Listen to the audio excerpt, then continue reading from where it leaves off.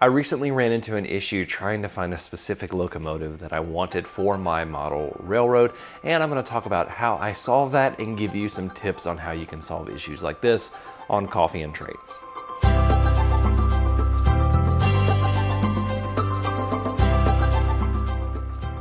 Welcome everybody to another edition of Coffee and Trains. Before we begin, I'm drinking Grounds and Hounds Rescue Roast, and as always, black with 2 sugars.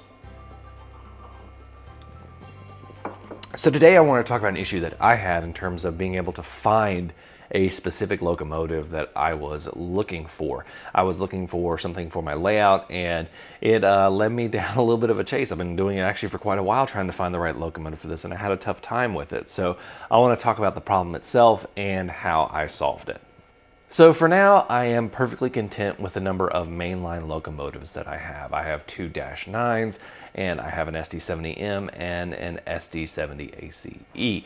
And those are good for me right now, but I only have one Norfolk Southern road switcher, and I have a Fox Valley Models GP60, which after this experience, I am never letting go. And I have a yard on my new layout, which is something that I haven't had on previous layouts. So I really wanted one switcher locomotive to be able to work the yard, and then a second road switcher to be able to go out and switch industries as I'm running trains around. So I was looking for something like an SD40-2, a GP38-2, Jeep 40, Jeep 60, one of those. That's what Norfolk Southern uses for its road switchers. And I did a lot of research trying to figure out all the different engines for the time period of locomotives that I have, to figure out which locomotive would be best. And what kept coming up, I even got to an EPA report that that Norfolk Southern made that listed their locomotives and what types of locomotives that they use, and they listed the Jeep 38s, the 40s, and the 60s, and the SD40-2s.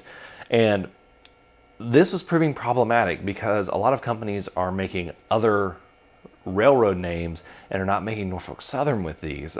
It's really hard to find a in-scale SD40-2 in Norfolk Southern for a reasonable price. Broadway Limited makes one, but it's almost $200, and I didn't want to pay that much for it. Fox Valley Models made a in-scale Jeep 60, which is what I have right now. They made several road numbers, but those are incredibly hard to find. The ones you can find are a little too high of price for what I'm comfortable with paying.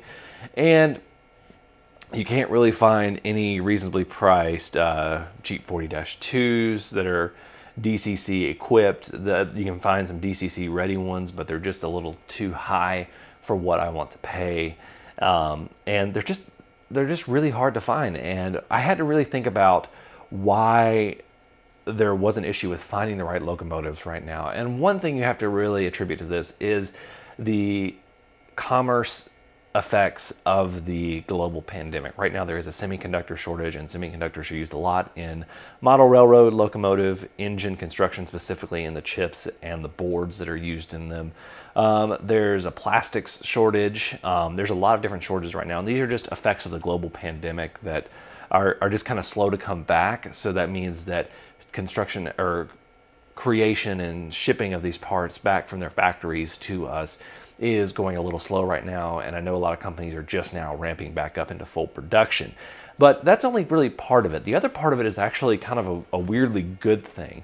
Over the period of 2020 and the pandemic, I saw a significant increase in my views, and checking a few other channels' views, I saw significant increases in them, which means that the hobby grew significantly over the pandemic. There was increased interest. I got a lot of messages for people saying they were getting into the hobby for the first time, or they were getting back into the hobby, which means that there's going to be a lot more products being bought and taken off the shelves. So when you combine that with the supply line and the commerce issues of the pandemic, you're really leading to it's hard to find stuff that you want for your model railroad. And I had an issue with trying to find those SD40-2s, those Jeep 38s, those Jeep 40s, those Jeep 60s without paying an exorbitant amount. Even then, like when you would find them before and you look at them, then you would still see them and they would be like way more than they were before.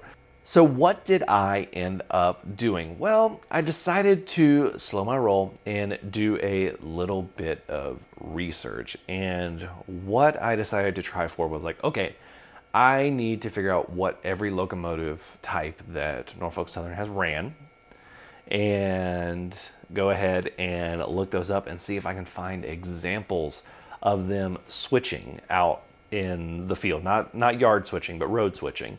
And I started going through them. I started going through some of the older mainline locomotives and everything. And what I came across was the use of SD60s, as I saw several examples, specifically one video that I actually shared of a pair of SD60s, a regular SD60 and an SD60M, tag teaming and working to switch a feed mill while mainline trains were going by. So that was a really great example. I found several others, but the bottom line is I went to eBay and tried to look and find a used locomotive, and lo and behold, I found a Atlas DCC equipped SD60 in Norfolk Southern for under $100, and naturally I snatched that up. So the bottom line is, if you can't find the exact locomotive you're looking for to serve a specific purpose on your model railroad, try to find an example of another locomotive that is serving that purpose. And you can do the same thing with rolling stock. If you can't find specific road names or numbers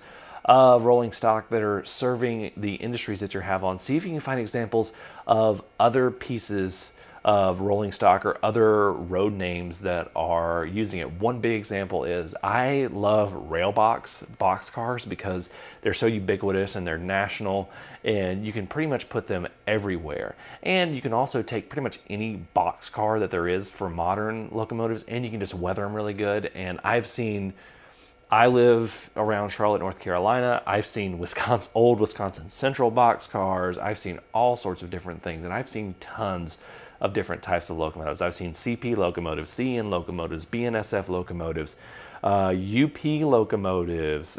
We have CSX and Norfolk Southern around here because they have an interchange in uptown Charlotte. So, just get a little bit creative. See if you can find examples of other road names that are being used that you can use on your model railroad, especially in times like this where it may be difficult to find exactly what you want. Because the bottom line is, if you find something that can do now and you're okay with buying it, and then you find what you want later, then you've got both those things. And more cars for your model railroad isn't necessarily a bad thing. Same way with locomotives. If you're a collector, you can just collect any type of locomotive. But I hope this helps, and I hope this really just, helps you out, because it is really kind of tough right now to find exactly what you're looking for if you're looking for a specific thing in model railroading, because everybody is buying everything up because the supply lines haven't fully gotten back to normal yet. So thank you guys so much for watching. Let's talk about some of the coffees that you guys are drinking. Greg C said that he's drinking Fire Department coffee, extra strength, 2 times the caffeine. Gotta have that caffeine. Brian Page, Model Trains, drinking that Black Rifle Coffee Company AK Espresso Black, or Espresso Black. I can never say espresso right. And Edward Audit is drinking Nescafe Classico. Thank you guys so much for watching. I want to say a big thank you to all of my patrons. They are listed right here. You can become a patron for as little as $1 a month. A lot of behind the scenes, a lot of topics that I have coming. Plus, if you're at the $5 level, you get a model of the month that you can download and print yourself if you got a 3D printer. So thank you guys so much for watching. Until next time, I'm Jimmy from the DIY and Digital. Stay safe, be kind, drink some coffee, and happy railroading.